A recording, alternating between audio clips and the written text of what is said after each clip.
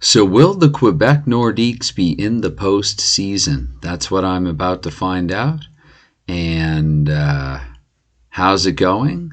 This is going to be the final regular season game for this project. And I'll take a quick look at the standings. The Nordiques, I've gotten really sloppy and slack with some of this, but the Nordiques are just coming off a 7-1 defeat to the New England Whalers. I thought I had that here, but I guess oh no, I'm getting this ready actually for game 112 of 112, and I posted the update here. So as it says here actually, so the Aeros, the Houston Aeros, they went 2 wins, no losses, and 2 ties against the Quebec Nordiques during the regular season part of it, and that's the first tiebreaker that I will use. So if the Nordiques lose this game outright, much like how they were dominated by the Whalers in their second last regular season game, New England's last, if the Nordiques don't pick up any points here against the Edmonton Oilers, which is never an easy out, and Dave Dryden here, may he rest in peace, wanted to put a few pictures up of him, and really I feel I should have, in hindsight, I would have waited and played this as like the final game. Again, this is a very loose schedule. This probably doesn't even make sense if you're able to see it, the number of how many times the teams have played them and trying to keep track. But yeah, Edmonton, Quebec. So Quebec is at home. I guess they have that going for them. I don't know if they want to be at Le Colisée, if they'd rather be there, should they come up short or not. But before getting to the game itself, I guess one other thing here, take a quick look. Now, this is the order in which the teams finished in real life. Winnipeg finished first overall. Of course, the season was a bit longer than 28 games, but in this 28-game condensed regular season, which again, I'm doing in part because the 48-49 NHL season with DoC Hockey, I've still decided that I still want to do that with DoC Hockey. Even though I have a few other things on the go right now, I don't want to scrap that. I've been thinking about doing that for a long time. And so similar to what I did with the 47-48 shootout NHL season, where I played all the games in the exact day in which they were played, that exact day over here, so it could be the day before if you're in North America, I will go by my time zone for that day. But I might take some liberties with that, but still I want to play out the schedule to the day. The idea that I got from T-Liz the season before. Anyway, back to this here. So Winnipeg, they finished first overall. Here they have also finished first overall. They've completed all 28 games. The New England Whalers as well, second overall. And the Whalers can't be caught by the Oilers. So the Whalers actually, in smashing the Nordiques 7-1, they had something in the last game. They had something to play for as well. And so what am I trying to say here? They can't be caught by Edmonton anymore. So I guess you have a couple teams in the middle here who've kind of, again, with a longer season, probably it would improve at some point for these teams. But the Aeros and the Nordiques, one thing, whether it makes things better or worse, for better or worse, when you do a condensed regular season like this, is the greater likelihood anything can happen. You can have some upsets. So like the Racers, actually, until they sort of fell off in the final 10 to 12 games or so, we're actually doing pretty good and overperforming. But the Nordiques just really haven't. And I had this happen in another project as well with MichaelM's Quick Play Pro Hockey, where I used a whole bunch of very good but not quite great teams. And I remember the 95 Quebec Nordiques. I talk about how Boston rolls well on this desktop. Maybe conversely or inversely, really works inversely for Quebec, but concurrently at the same time, the Nordiques just don't roll well, don't flip well on this desktop. Anyway, so that's the predicament that they're up against. And again, should they finish 11, 12, and 5 with an identical record to Houston's, the Aeros actually get into the postseason because they finish with 2 wins, 0 losses, and 2 ties against the Nordiques during the season portion.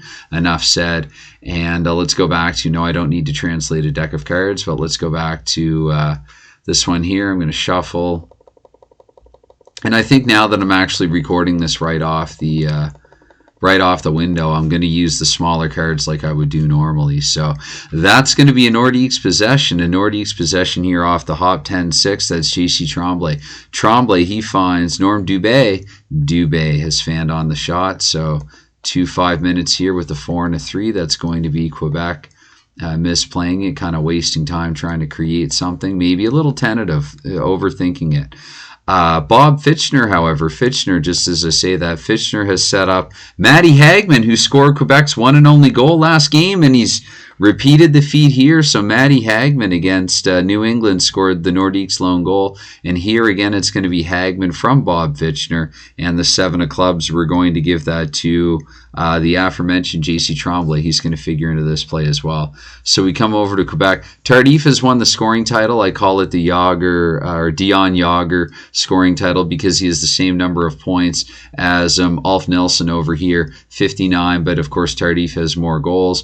Leading the Houston Aeros in scoring, Lacroix with 55 points. And I guess the Oilers, as they are the Nordiques' opponent here, getting the scoring done more by committee. Again, Edmonton does have a good record. They are firmly in the playoffs. They can't really go up or down, so it's, they might be in their best interest just to take it easy in this game. We'll see whether or not that actually comes through in the cards. Stuff like that does happen sometimes. Stranger things have happened in history, in card history. But anyway, before I forget who figured into this goal, it's going to be Matty Hagman here with his picking up his 8th of the season. It was not Dubé figuring in on that play, but the one prior. So Bob Fitchner and JC Tremblay. 0 goals to go with 21 assists. And you can see there, Cloutier had a pretty outstanding campaign, as did Serge Bernier. Bordelot, it took him a while actually to get even his first assist. Speaking of which, Marty Howe for New England, getting off topic here like I do best. He had his first assist in New England's final game.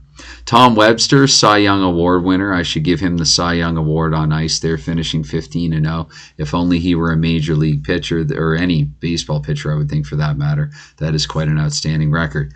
Anyway, so 7.5 minutes in, the Nordiques are up by 1. It's going to be what I think is the first possession now for the Oilers. The 2 and the Queen, we're going to give that to Langevin, and with the King, Langevin's going to be able to feed it through. And looking to penetrate here, we have Langevin on to Blair McDonald, and Blair McDonald, who's finally picking up his goal scoring.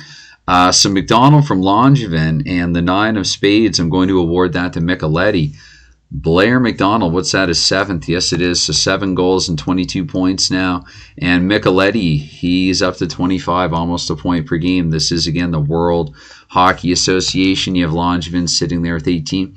And you can see as well, I mean, this is a condensed regular season, but at the top, close to the top, you'll see the highest number of points. This is true if I quickly go across teams here. St. Sauveur for Indianapolis, Fedoruk there, and Rick Dudley and Jamie Hislop for the Stingers. Ken Linesman, Peter Marin actually outdid Linesman by a little bit, but you see there, things are pretty much fairly in order. DoC is a fairly accurate card simulation hockey game. So anyway, Gordie Howe there finishing 18-39. I'm going to put in Delphi anyway, probably like a top 5 goal scorers for each team as well. What I like about the fact that this is zoomed in is I don't have to zoom down to the goaltending, which, truth be told, from about game 25, I've completely slacked off. Spoiler, I'm going to give Dave Dryden an award. Yes, it's influenced a little bit by what happened recently, but I will give him an award anyway for being kind of the best goalie. 2 shutouts. If I look at goals let in by Edmonton, and keep in mind that Dryden didn't start all their games, so they're tied for the second lowest. New England is the lowest, and actually New England, I do a random number prior to the start of the game, so it's actually been coming up with a Levasseur more often than not. And actually Broderick for Quebec, I worked out the 11. I wanted Dave Dryden in there before this anyway, so yeah, myriad reasons for doing this video, and it is, well, it's a 1-all game right now. I did give points to everybody, right? Micheletti, goodness, let me go back. Yeah, McDonald, Micheletti, and Langevin, of course. So we have a 1-1 game here. We are 10 minutes into the first period, and I just have to shut up and flip. So 4-8, that's going to be Langevin. Langevin on to 9-3, but Callahan, he breaks his stick. And Joker 7, that's going to be, I'll say Cloutier this time instead of Tardif. Maybe he'll look to set Tardif up. But instead he gets it to Matty Hagman. The hot hands of Hagman have scored again. Now you can wrap a hat-trick of sorts around a couple of games. Hagman will be gunning for it later in this game. So 15 minutes in here. And you have Matty Hagman, who has scored from Real Cloutier in the 8 of clubs. We're going to give that another assist to JC Tremblay. So Tremblay up to 22 now. Cloutier, that'll be 54 points on the campaign for him. Probably should have, I mean, I guess if this were real, I don't know. Cloutier spontaneously came to mind. He's been a bit quiet of late. Matty Hagman's chasing not only only a hat trick, but I guess double digits in goals. So on to the second last, the sequence here, the period with the 3-5. I think that's a cancel out, so I don't even need to flip the final couple. So after one period of play, we have a 2-1 game here for Quebec. And keep in mind what I said off the top before I went on 12 different tangents there, that the number one reason why I'm recording this right now is that I just think it's interesting. If Quebec, again, wins or even ties and gets a point, they are in the playoffs. But if they don't, if they lose this game, and they've been doing a fair bit of losing lately, then the Houston Aeros will get that fourth and final playoff spot instead. Edmonton, again, guaranteed third. I hope that I shuffled those enough. 2 red 6s to start. Which is not going to do anything for Paul Baxter in Quebec as a 7 comes up and it looks even a little more sus. Though I normally don't, if the sequence fails early, I don't turn over all the cards. But with the ace and the 4, it's going to be Ron Chipperfield, just barely good with the 4. Chipperfield on to Paul Schmier. Schmier gets jokered out on the road. So 7.5 minutes here that we're on to in the 9-9. That's going to be Jean Bernier. He has set up, let's see, Real Cloutier. Cloutier wants a goal to go with his assist, but lower down on the card, he needs a 7 or higher, and he doesn't get it there. So the king here, the king that is King Al Hamilton for the Oilers. Ace is a guaranteed through. On to Gary McGregor, who scored last game. McGregor, though, he needs an 8 or greater in order to score, so he doesn't get that here. We're at the midway point of regulation.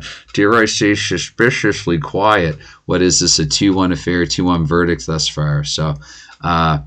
So we're going to 5. That's Randy Rhoda for the Oilers. 10 is guaranteed through. Rhoda on to fellow 5. Hamilton. I got to check Broderick. Yes, Broderick will surrender a king. Hamilton picks up the goal.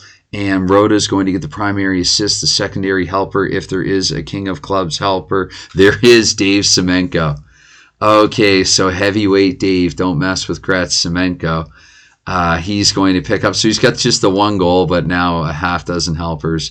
And Hamilton, speaking of goals, had that one. And then Randy Rhoda gets another point. Rhoda, kind of odd numbers there for a forward. Again, I think some of these oddities would flip out over time. And the points, I think, add up fairly well. Schmier being an outlier, but Schmier was, I believe anyway, as I recall, a fairly outstanding offensive defenseman, at least for portions of his career. So I don't think that this aberration is entirely unrealistic. Anyway, so 12.5 minutes here. We're on 2 minute 15 now.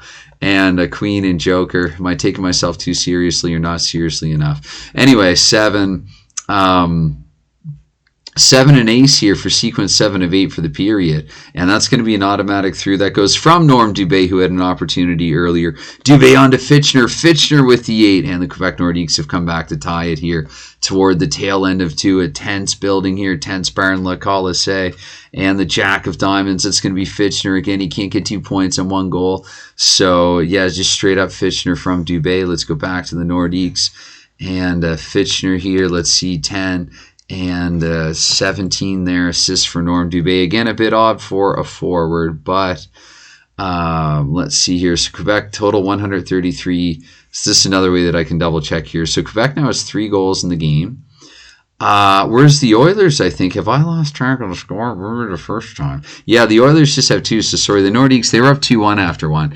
They've managed to pull ahead again here, 3-2. Still pretty tense at Le Colisée. That's not a secure verdict as you would like. So, and that was sequence 7. So we still have 1 more here to conclude the second, where we get 2 and 10. I'm going to say Baxter with a 5. Quebec Nordiques need an 8 or greater on the team card. So 3-2 after 2. 3-2 after 2. Again, Edmonton doesn't seem too motivated. They're saving themselves for playoffs. It's funny how stuff like that can sort of work its way into what am I trying to say here?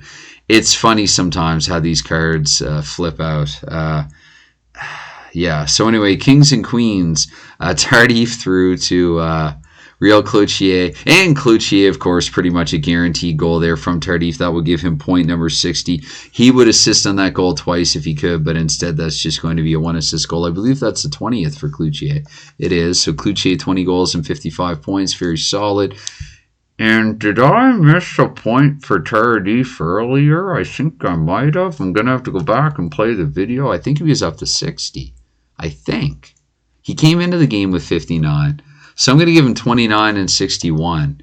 And I'll go back and double check again. He came into the game with 59, so if that is his second point, maybe it isn't. No, because Cloutier on to no, because Cloutier. I remember normally I would give a joker to Tardif, but at home, but I gave it to Cloutier instead.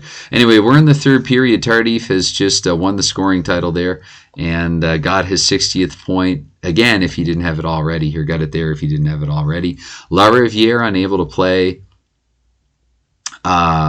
Anything forward, I guess we'll say with those cards. 9 and 2, so similarly, actually, that's just going to fizzle out there for the Quebec attack again. Maybe they're just playing not to lose at this point. They'd even be content with a tie.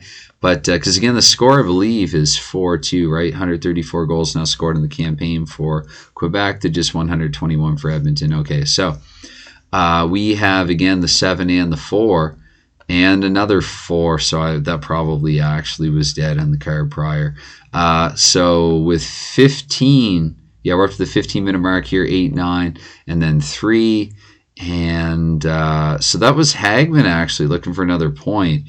And to Cloutier with the Joker guaranteed goal. That's his 21st. Cloutier, Hagman picking up another point in the game. It's not a goal, but he'll take it.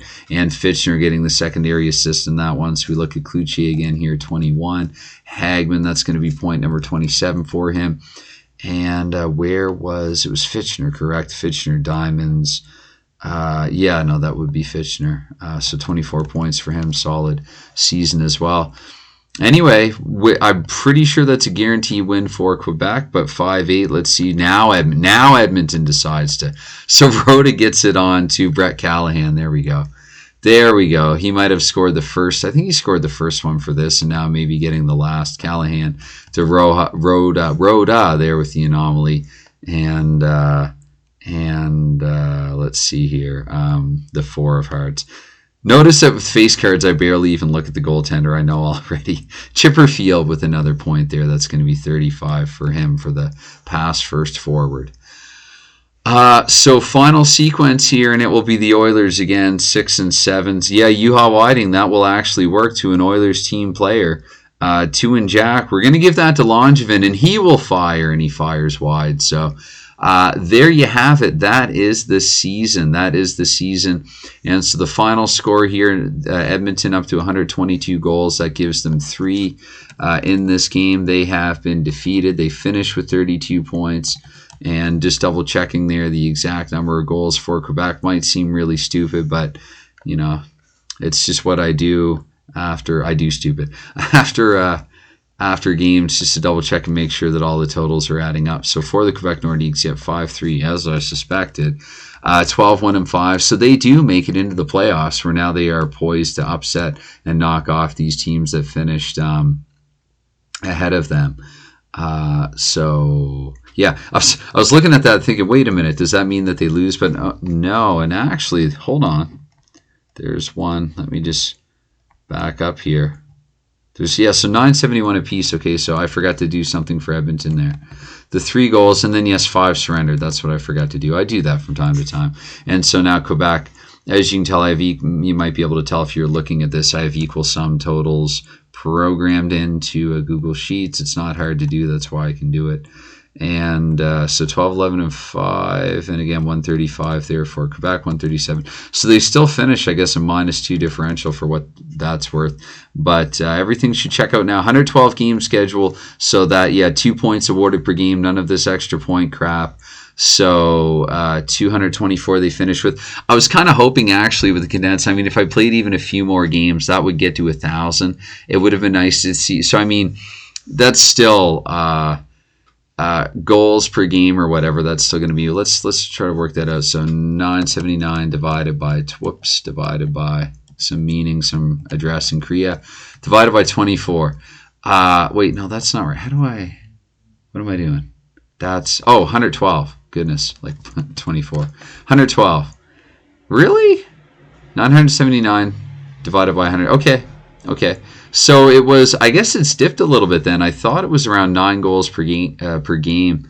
at one point a little earlier, but still, that is an absolutely ridiculous total. 8.74 goals per game on average scored.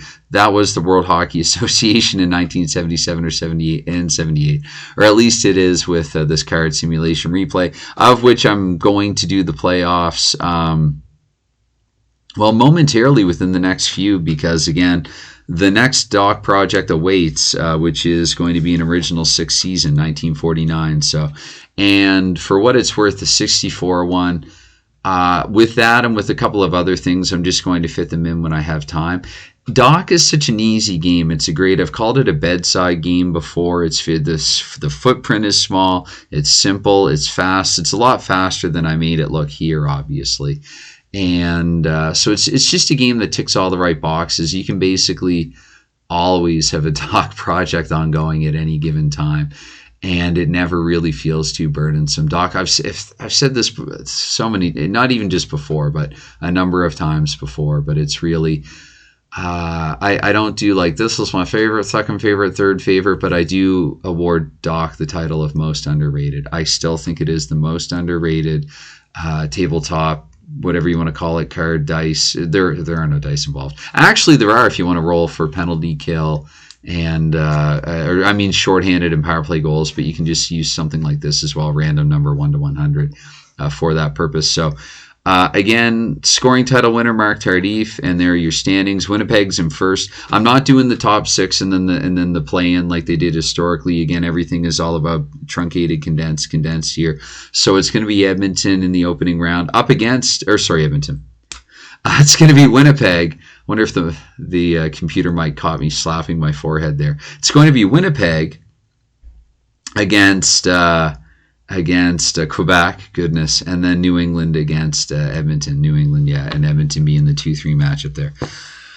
All right, as always, anytime, any consideration that you give to anything like this, well, it's never expected. It's definitely always appreciated. You know, I'm not one of those YouTubers who really feels comfortable saying things like subscribe to ... simply because normally when good, well-versed YouTubers say things like that, it's like subscribe to get, and then they tell you what content you can expect from them week to week. Don't really expect anything from me. I upload when I feel like it and do whatever I feel like doing. So anyway, that I guess sets me apart from a YouTuber proper, but it's fun, or else I wouldn't do it. All right, bye for now.